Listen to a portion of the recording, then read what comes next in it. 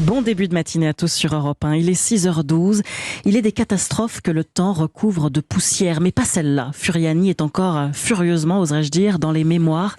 Il y a 30 ans tout juste, le 5 mai 1992, les cris de joie sont devenus des cris d'horreur. La tribune nord du stade Armand Césari s'est effondrée avec son public. 19 morts, 2357 blessés. Bonjour Jacques Vendroux. Bonjour. Merci d'être avec nous ce matin, journaliste au service des sports d'Europe 1. Vous étiez là il y a 30 ans sur ce château de cartes. Quel souvenir gardez-vous de cet accident ? Je garde un souvenir épouvantable. Je garde un souvenir dramatique. Je vis avec cette histoire tous les jours. J'y pense tous les jours. Quand vous voyez un camion de pompiers qui vous double, ou une ambulance, ou un paraplégique qui traverse la rue, eh bien ça vous rappelle évidemment Furiani. Mais moi, très honnêtement, je suis un cas très particulier parce que je m'en suis sorti. Je l'ai vécu. Je l'ai eu dans ma chair, j'en ai souffert encore et j'en souffre encore beaucoup, mais je suis pas un martyr de Furiani, je suis pas un martyr de la société. C'est-à-dire que j'ai eu la chance de continuer ce métier, notamment ici à Europe 1. J'ai continué à commenter des matchs de football, j'ai eu la chance aussi de jouer encore de temps en temps avec le Variété Club de France dans les buts, ce qui était quand même quelque chose d'important. Je m'en suis remis, mais je m'en suis remis physiquement. Mais je m'en remettrai jamais psychologiquement. C'est impossible. J'ai entendu des messagers, des gens qui sont plus forts que les autres, en disant « mais moi j'oublie, mais moi je peux passer à autre chose ». C'est impossible. 19 morts, plus de 2500 blessés, des familles détruites par la mort, détruites par leur enfant qui est devenu paraplégique, par un parent qui est devenu paraplégique, etc. On ne peut pas oublier. Et je suis très heureux, entre guillemets, qu'aujourd'hui, l'Olympique de Marseille rendre hommage avant son match contre Feyenoord avec 1 minute de silence, et les joueurs de l'OM vont jouer avec un brassard. C'est ce qu'il fallait faire. C'est ce qu'il fallait faire pour l'avenir. On va y revenir tout à l'heure sur ce match de ce soir qui se joue d'ailleurs un 5 mai. Je voudrais qu'on puisse presque revivre, je mets beaucoup de guillemets à ce que je dis, revivre ce jour-là avec beaucoup d'émotion et de respect. Écoutez.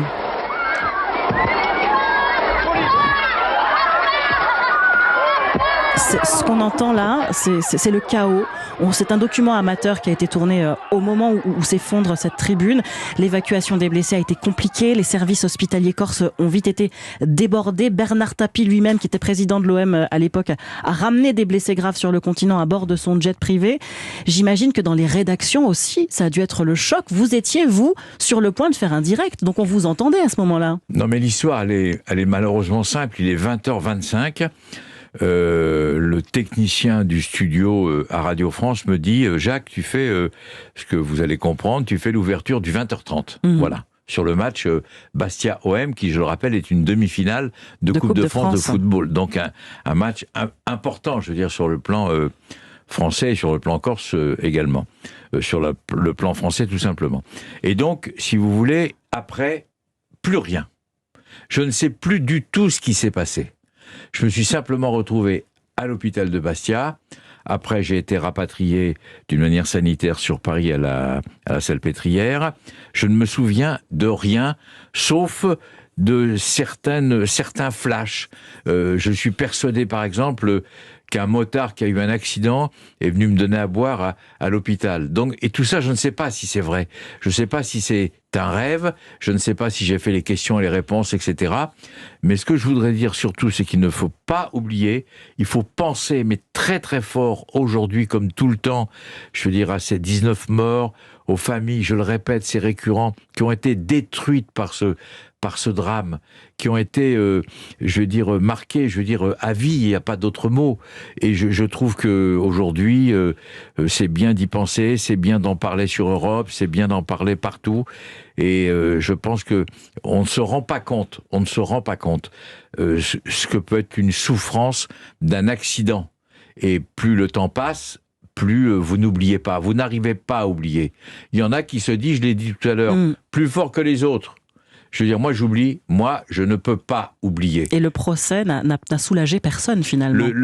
Le procès n'a soulagé personne parce qu'en fait on ne connaît pas la vérité. La seule chose qu'on connaît, qui est grave, c'est qu'il y avait une tribune de 1500 personnes qui s'appelait la tribune Claude Papy, qui était un grand joueur de l'époque du Sporting Club de Bastia.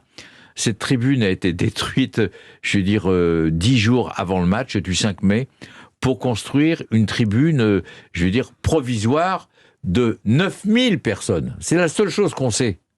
Et cette tribune s'est effondrée. C'était un échafaudage. C'est un échafaudage, et je vais vous dire très honnêtement, moi je suis monté sur cette tribune, parce que tous les gens, je pouvais pas être plus haut. Je pouvais pas être plus haut, et j'en parle avec passion, parce que les 7 personnes qui étaient à ma droite, et les 7 personnes qui étaient à ma gauche, ils sont tous partis, ils sont tous mortes. Donc j'ai cette question, parce que vous me demandez de témoigner ce matin sur Europe, j'ai cette question qui est insoluble pour moi. C'est-à-dire, pourquoi moi ? Pourquoi vous vous en êtes sorti ? Pourquoi je m'en suis sorti ? J'en sais rien. En me réveillant ce matin, je me dis, mais j'ai quand même beaucoup de chance. Je vais prendre ma voiture, je vais aller à Europe, je vais témoigner. Et je veux témoigner parce que je souhaite vraiment de tout mon cœur qu'on ne l'oublie pas. C'est le plus important. Dans le Figaro ce matin, Gérard Poncier, qui est président de la section Provence de l'Union des journalistes de sport en France, estime, je cite, que Furiani symbolise le début du foot fric et de ses dérives inacceptables. Vous partagez cet avis ? Bien sûr. C'est-à-dire que le Sporting Club de Bastia s'est aperçu qu'il y avait une demi-finale de Coupe de France hyper médiatique entre Bastia et la grande équipe de l'Olympique de Marseille. C'était la grande équipe, hein, attention. Et donc le stade était plein et ils s'apercevaient qu'avec les tribunes en l'état, ils n'allaient pas faire une belle recette. Donc ils ont tout modifié pour remplir le stade. Ils ont rempli le stade, ils ont gagné beaucoup d'argent, et à la sortie, ça a été un drame absolu. Ça a été, ça a été une catastrophe. Et vous savez, il y a eu le Heysel. Vous savez, Michel Platini a dit un mot important il n'y a pas longtemps. Il a dit, moi j'étais au Heysel avec la Juventus de Turin. Et puis, il y a eu plus de 80 morts avec ce drame entre les supporters de la Juve et les supporters de Liverpool. Et puis, j'ai arrêté ma carrière 1 an après. J'ai arrêté ma carrière 1 an après, alors que Michel était jeune, il avait 31 ans, parce qu'il ne pouvait pas supporter ce genre de choses. On ne va pas dans un stade, quoi qu'il arrive. C'est pour ça que j'appelle souvent les supporters à être prudents, à faire attention. Il ne faut pas galvauder, il ne faut pas diaboliser le football, il ne faut pas détruire ce jeu qui est merveilleux. Et il y en a qui ont essayé et j'espère qu'ils ne réussiront pas. L'an dernier, rapidement, le Parlement a enfin voté, comme l'avait promis François Mitterrand à l'époque, pour que le 5 mai soit un jour sans match national. Ce soir, il y a match, alors pas national mais européen, de Ligue Europa Conférence pour Marseille, qui va donc lui rendre un vibrant hommage à Furiani. Vous le disiez, c'est important ça aussi. C'est important et c'est très très important. Alors peut-être que c'est pas le lieu ni le moment, mais moi je suis contre cette décision de ne pas jouer il faut jouer le 5 mai. Il faut jouer.